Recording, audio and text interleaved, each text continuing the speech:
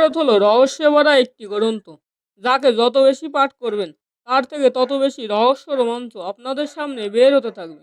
এই মহাভারতের অন্যতম এক প্রধান চরিত্র অভিমন্যু সম্পর্কে এক রহস্যের কথা আজ আপনাদের সামনে আলোচনা করব। আমরা সকলেই জানি যে গুরু দ্রোণাচার্যের পরিকল্পিত চক্রব্যূহ ভেদ করে অভিমন্যু নিজের পরাক্রম দেখিয়েছিলেন এবং অনেক বড় বড় রথী মহারথীদের পরাস্ত করে দিয়েছিলেন। কিন্তু কৌরবরা যুদ্ধের সকল নিয়ম লঙ্ঘন করে বীর অভিমন্যুকে বধ করেন। কিন্তু আপনি কি জানেন, ভগবান শ্রীকৃষ্ণ অভিমন্যুর মৃত্যুর এই ব্যাপারটি আগে থেকেই জানতেন। ভগবান শ্রীকৃষ্ণ আগে থেকে এই ব্যাপারটি জেনেও কেন তিনি অভিমন্যুকে রক্ষা করেননি? যে ভগবান শ্রীকৃষ্ণ মহাভারতে নিজের বুদ্ধি, নিজের কূটনীতির কৌশলতা এবং নিজের চাতুর্যের মাধ্যমে পাণ্ডবদের সাহায্য করে যুদ্ধে জয়লাভ এবং ধর্মকে প্রতিষ্ঠা করলেন, তাহলে তিনি কেনই বা কী কারণে ছোট্ট সেই 16 বছর বয়সী অভিমন্যুকে বীরগতি প্রাপ্তি থেকে বাধা দেননি? কেন মহাভারতের যুদ্ধের সময় অর্জুনের পুত্র অভিমন্যুকে ভগবান শ্রীকৃষ্ণ বাঁচানোর চেষ্টা করেননি? অথচ দ্রৌপদীর স্বয়ংবর সময় যখন পাণ্ডবরা দ্রৌপদীকে পাশা খেলায় পণ রেখে কৌরবদের কাছে হেরে যান এবং দুর্যোধন তখন দ্রৌপদীর বস্ত্র হরণ করতে যান, তখন ভগবান শ্রীকৃষ্ণ সেই সভায় উপস্থিত ছিলেন না। তিনি তখন তার সৈন্যদের নিয়ে যুদ্ধে ব্যস্ত ছিলেন। কিন্তু তারপরেও তিনি দ্রৌপদীকে এই বস্ত্র হরণের লাঞ্ছনা থেকে, দুর্যোধনের হাত থেকে রক্ষা করেন। অথচ অভিমন্যু তার নিজের ভাগ্নে ছিলেন, আবার অন্যদিকে তিনিই তার গুরু ছিলেন। আবার অর্জুন যখন 14 বছরের জন্য বনবাসে যান, তখন বলরাম এবং শ্রীকৃষ্ণ এই অভিমন্যুকে নিজ সন্তানের মতো দেখাশোনা করেছেন এবং পিতার মতো প্রতিপালন করেছেন। কিন্তু অভিমন্যুর এই করুণ কাহিনীর কথা জানার পরও কেন তিনি তার পরম শিষ্য অর্থাৎ তার ভাগ্নেকে বাঁচাননি? কেন তিনি রক্ষা করলেন না অভিমন্যুকে? এইসব প্রশ্নের উত্তর জানতে আশা করি ভিডিওটি শেষ অবধি আমাদের সাথেই থাকবেন। তো ভিউয়ার, এই চ্যানেলটিতে নতুন হয়ে থাকলে চ্যানেলটিকে সাবস্ক্রাইব করতে ভুলবেন না। নমস্কার বন্ধুরা, শ্রীহরি অর্চন কথার নতুন একটি ভিডিওতে আপনাদের সবাইকে স্বাগত। অভিমন্যুকে ভগবান শ্রীকৃষ্ণ কেন বাঁচাননি এটি জানতে হলে আমাদের জানতে হবে অভিমন্যুর জন্ম রহস্য। যখন পৃথিবীতে অধর্ম বেড়ে যায়, তখন ভগবান শ্রীকৃষ্ণ এই ধরাধামে এসে পাপীদের বিনাশ এবং ধর্ম সংস্থাপন করেন। ঠিক তেমনই দাপর যুগে যখন ভগবান শ্রীকৃষ্ণ জন্মগ্রহণ করে অসুরদের বিনাশ করার সিদ্ধান্ত গ্রহণ করলেন, তখন দেবতারাও সিদ্ধান্ত গ্রহণ করলেন।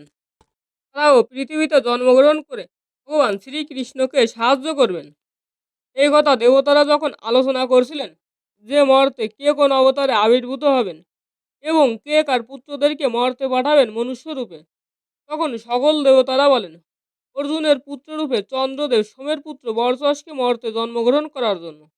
কিন্তু এই সিদ্ধান্তে রাজি হননি চন্দ্রদেব সোম, কারণ তিনি তার পুত্রকে ছেড়ে থাকতে পারবেন না।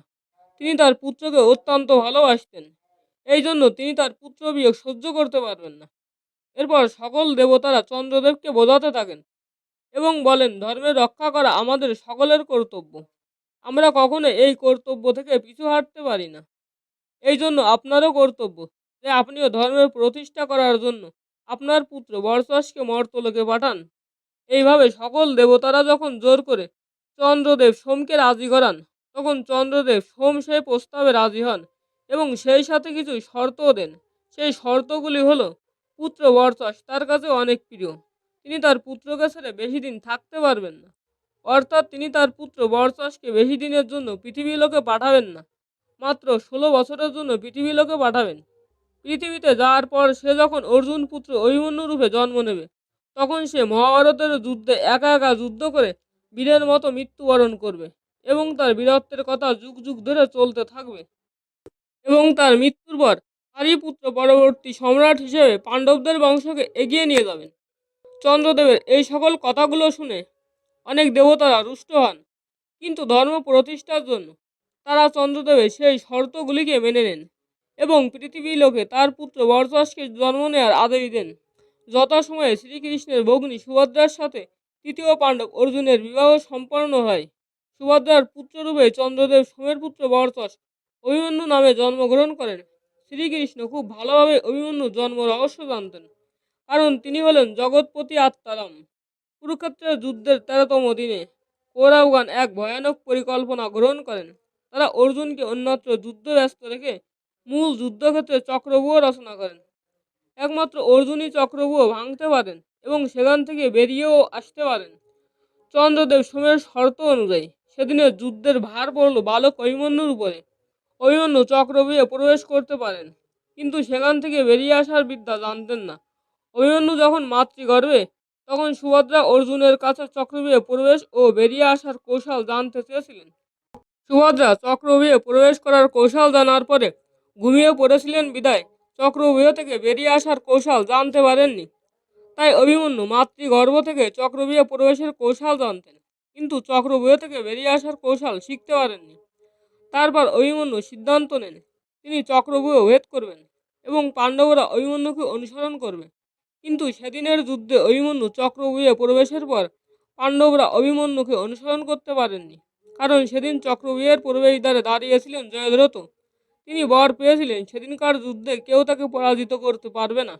তাই অভিমন্যুর ভবিতব্য অনুযায়ী দ্রোণাচার্যের পরিকল্পিত চক্রব্যূহের মধ্যে প্রবেশ করেন এবং কৌরবদের বড় বড় রথী মহারথীদের সম্মুখীন হন। তিনি তাদের সাথে নিজের অসীম পরাক্রমশালী ক্ষমতার মাধ্যমে যুদ্ধ করেন এবং 7 জন মহারথীদেরকে পরাস্ত করেন। শুধু তাই নয়, অভিমন্যু একাই মহাপরাক্রমশালী দুর্যোধনের পুত্র লক্ষণকে বধ করেন। অভিমন্যু চক্রব্যূহে প্রবেশ করতে পারতেন, কিন্তু বের হতে পারতেন না। এই কারণে কৌরবরা একত্রিত হয়ে তাকে ঘিরে ফেলেন এবং সকলে মিলে একের পর এক তার উপরে প্রহার করতে থাকে। এরপর কর্ণ তার তলোয়ার দিয়ে তাকে হত্যা করেন। তারপর অভিমন্যুর মৃত্যু হয় এবং তিনি বীরগতি লাভ করে স্বর্গে গমন করেন। তার কিছু বছর পর তার পুত্র পরীক্ষিত পাণ্ডবদের বংশকে এগিয়ে নিয়ে যায়।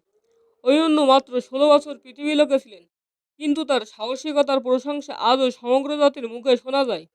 এইভাবে চন্দ্রদেবের সকল শর্ত পূর্ণ হয়, আর চন্দ্রদেবের সেই সকল শর্ত শ্রীকৃষ্ণ আগে থেকেই জানতেন, কারণ আমরা সকলেই জানি যে তিনি বিষ্ণুদেবের পূর্ণ অবতার ছিলেন। আর এই শর্তের কারণবশতই শ্রীকৃষ্ণ অভিমন্যুকে মৃত্যুর হাত থেকে রক্ষা করেননি। মূলত শ্রীকৃষ্ণ পরিকল্পনা করে অভিমন্যুকে চক্রব্যূহ ভেদ করতে, যুদ্ধ করতে রণভূমিতে যেতে বাধ্য করেন। কারণ যুদ্ধের 13তম দিনে চন্দ্রদেব সোমের শর্ত অনুযায়ী অভিমন্যু 16 বছর পূর্ণ হয় এবং ওই দিনই তার পৃথিবী লোক ত্যাগ করার নিয়ম। গুরু দ্রোণাচার্য মূলত ওই চক্রব্যূহ অর্জুনকে বধ করার জন্য তৈরি করেন। শ্রীকৃষ্ণ সবকিছু জানতেন, তাই তিনি যুদ্ধের 13তম দিনেই অর্জুনকে নিয়ে অন্যত্র যুদ্ধে যান। বাকি পাণ্ডবরা যান মূল যুদ্ধভূমিতে, কিন্তু যুদ্ধভূমিতে গিয়ে দেখেন গুরু দ্রোণাচার্য চক্রব্যূহ রচনা করেছেন। ওই চক্রব্যূহ অর্জুন ছাড়া অন্য কেউ ভেদ করে প্রবেশ করতে পারে না এবং বাইরেও বেরিয়ে আসতে পারে না। আর একজন আছে চক্রব্যূহ ভেদ করে প্রবেশ করতে পারে, কিন্তু বাইরে বেরিয়ে আসতে পারে না। তিনি হলেন অর্জুনের পুত্র অভিমন্যু। কিন্তু ওই দিন যুদ্ধে কেউ যদি চক্রব্যূহে ভেদ করে যুদ্ধ না করে, তাহলে পাণ্ডবদের পরাজিত হতে হবে। এই সমস্যার সম্মুখে কোনো উপায় না পেয়ে অভিমন্যু সিদ্ধান্ত নেন তিনি ভেতরে প্রবেশ করে যুদ্ধ করবেন, এবং তিনি সেটাই করেন। ভগবান শ্রীকৃষ্ণের নিজেরই তো এই পরিকল্পনা, কেউ পাল্টাতে পারে না। রাখে কৃষ্ণ মারে কে, মারে কৃষ্ণ রাখে কে। এই জন্যই ভগবান শ্রীকৃষ্ণ নিজের ভাগ্নে বা পরম শিষ্য অভিমন্যুকে মৃত্যুর হাত থেকে রক্ষা করেননি।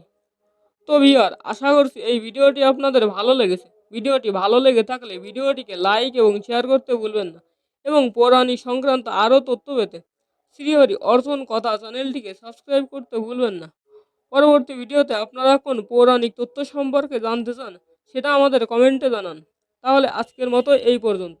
সবাই ভালো থাকুন, সুস্থ থাকুন, এবং দেখা হচ্ছে পরবর্তী কোনো ভিডিওতে।